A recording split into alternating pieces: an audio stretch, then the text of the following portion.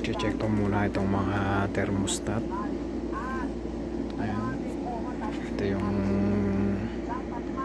aking thermostat na i-check.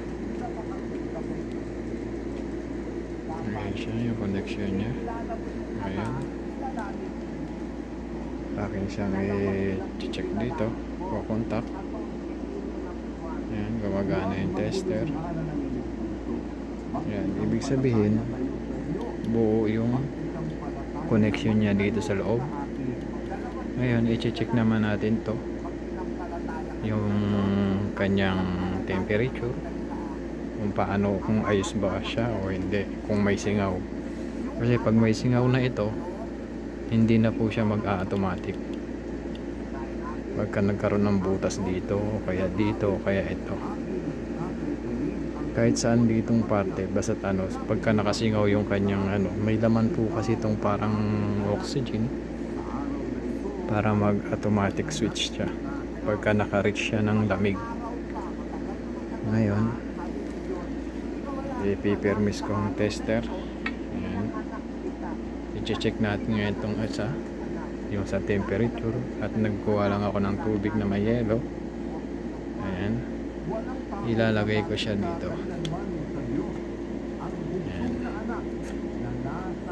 Ngayon nakapermis pa rin yung tester niya.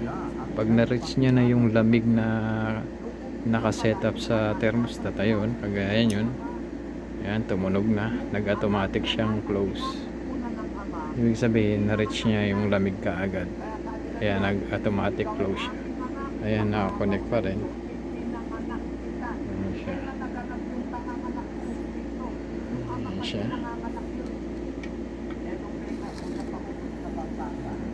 Ayan, naka-connect, naka-ano pa rin, naka-close pa rin yung tester. Pero pag painitan natin siya, ayan, iinitan mo siya. Pag na-reach niya naman yung init na sa labas, automatic naman siyang gagana.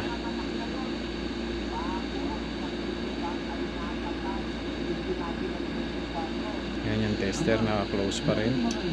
Yan, nag-open na siya dahil nakasagap na siya ng init. Ayan.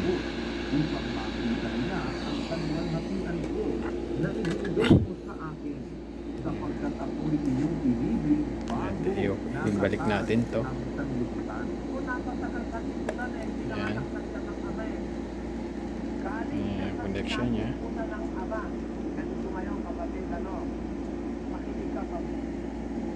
Basta siya mag-close pagka na-reach niya na ulit yung lamig.